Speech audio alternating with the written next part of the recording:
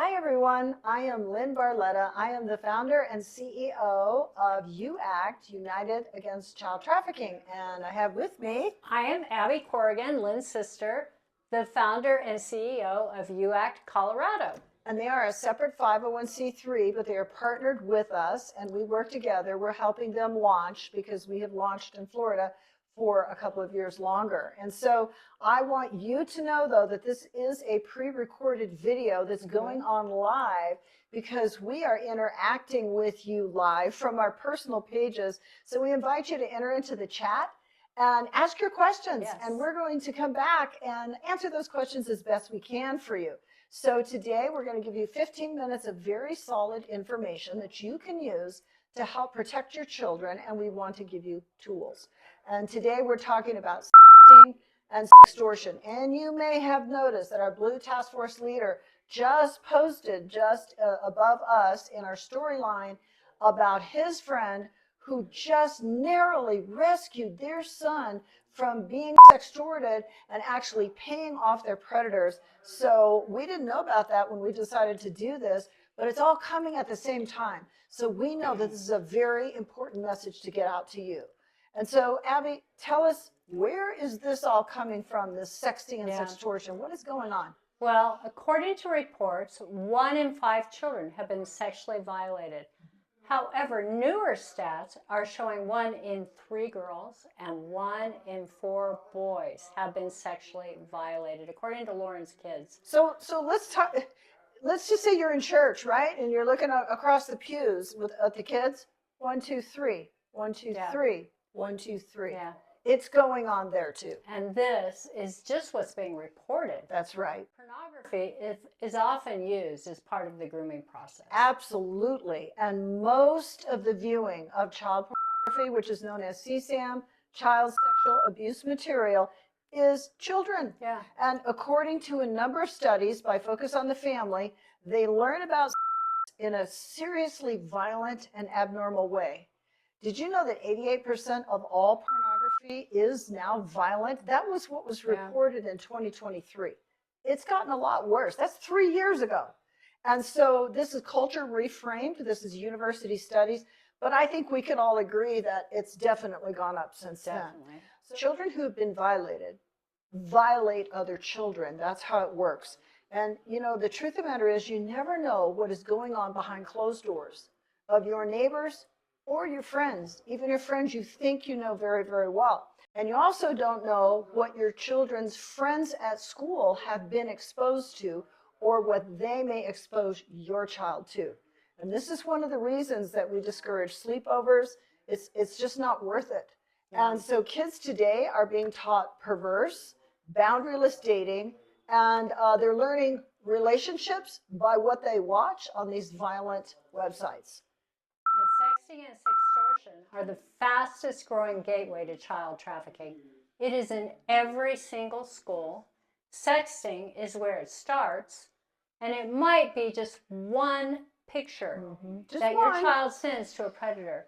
Who they think they're friends. See, they think people they've met online are their friends, and they think they're the same age. They don't know. They're innocent. They're not bad. They just don't know. Yeah, it could be an adult. It could be another child.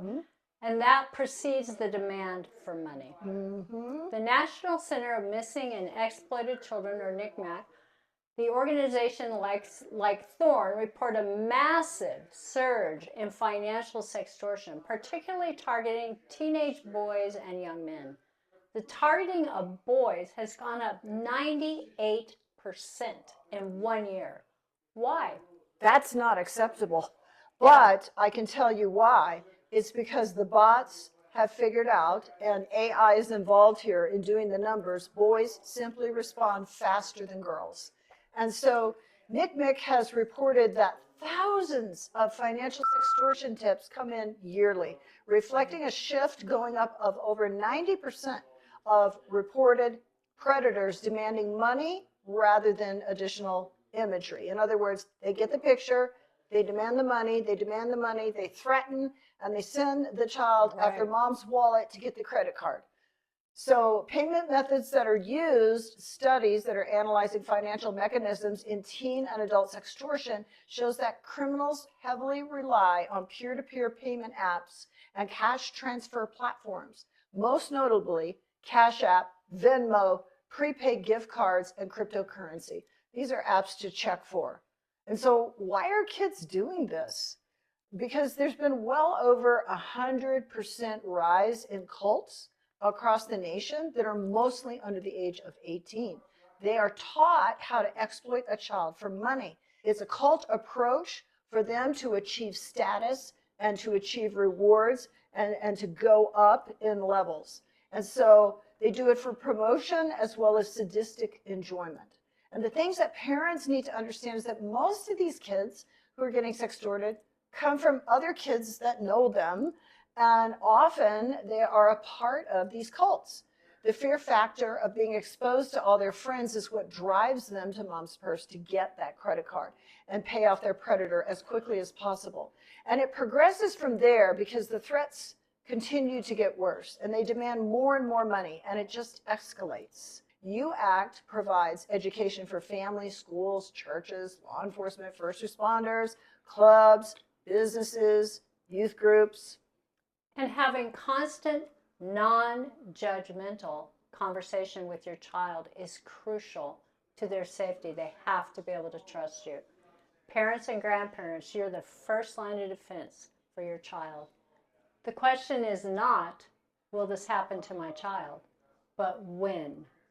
All children are being bombarded now due to bots with AI. Make sure they know how important it is to never send inappropriate pics or videos to a girlfriend or boyfriend. But if they already have, they have made a mistake, you will not be angry with them. That's right. You have to tell them that. The most important thing is they can come to you and that you will help them. Their body is private and precious and worth protecting. And you're in their corner. You'll protect with them, for them. I think it's important to also know your child is being exposed to sexual language, content, and images at school by their friends. It is not enough to say, you're on top of this, your home is a good home, that my kid knows not to do this. And there are wolves in sheep's clothing that stop at nothing to access your child. So here's what you have to realize. Your children are actually children, and they're very innocent. But as parents, we see how smart they are. We see the inner genius in them. And so we assume that they understand, and they're still children, and they're still innocent. And so there are answers to this, though. And so monitoring and removing the phone at night for safety is one of the things you can do. You can put a phone in a Faraday bag, which will stop predators from contacting that child all night long and creating algorithms. You can charge all the phones in one place in the house where the parents can see the devices. And then tell them about Bark. Yeah, we recommend every parent get the Bark app for older kids and the Bark phone for younger kids. So Bark prevents nude photos from being sent or received. That's really good. Yeah. I mean, that's huge. If it could stop one picture from being sent, it could actually save a life. It tells you who your children are contacting. Mm-hmm. That's right. And who's contacting them? Who's contacting them on games, apps, devices? Yeah. If something funny is going on, alert, alert, alert, alert. Now, anything potentially could be hacked, so that doesn't replace all monitoring or having conversations with your child. But it certainly will alert you if there's a problem going on so that you can intercept in this way of gaining your child's trust and opening the conversation so they will actually talk to you and tell you what's going on. And also, a lot of children, after sending one inappropriate photo, have taken their lives. And our Blue Task Force leader, James Billig, will be leaving shortly to go to New York to interview a very well-known mother who had this happen to her child within 1 hour. Within 1 hour being contacted, he took his life because he was so innocent, he just didn't know. Okay, so we're going to give you some resources for teaching healthy boundaries to kids. This is going to help you teach your children as they're entering, especially middle school and high school. And it will also help you recognize and deal with sexual abuse in families. And if you just Google parent-focused relationship and family programs, you can find all these. So understand, though, that in my neck of the woods, in Palm Beach County, clerk of the court, Michael Caruso, he was arrested because of horrific, violent sexual assault against his own grandson for years. And there were more, I'm sure, involved. The charges are mounting and mounting.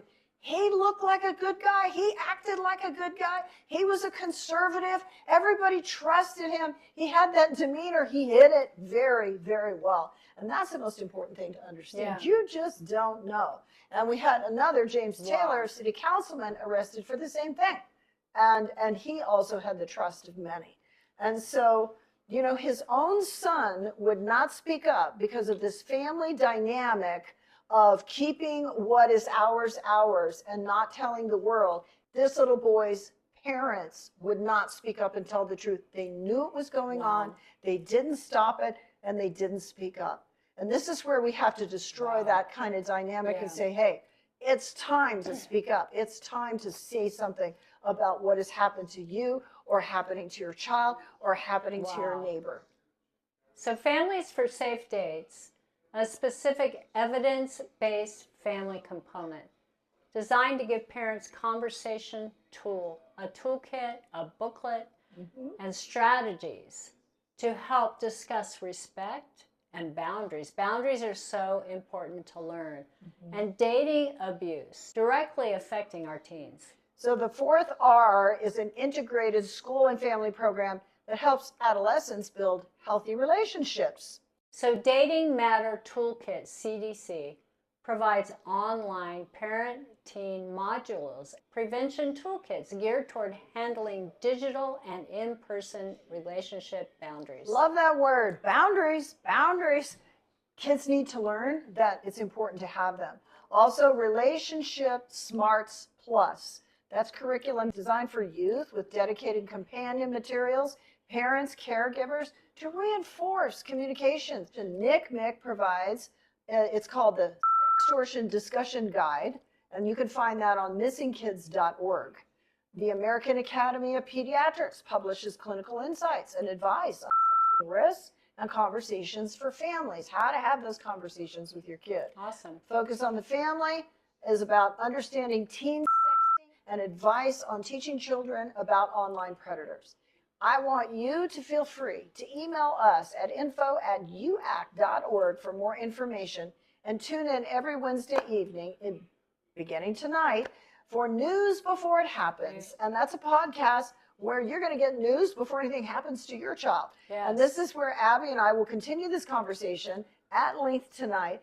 And as we go each Wednesday, we have very special guests. It's very informative. And we will have Sheriff Budenseek on. And maybe at some point we can interview your sheriff weekly down here in Colorado. And so you can find us on Facebook, Instagram, YouTube, TikTok. And you can help by donating. You could help by going to u-act.org, or you could go to u-act.org Colorado if you would like to help Colorado. But you need to check us out and get involved. And so we only have one thing to say when it comes to child trafficking and child predators and child exploitation, and that is not on our watch.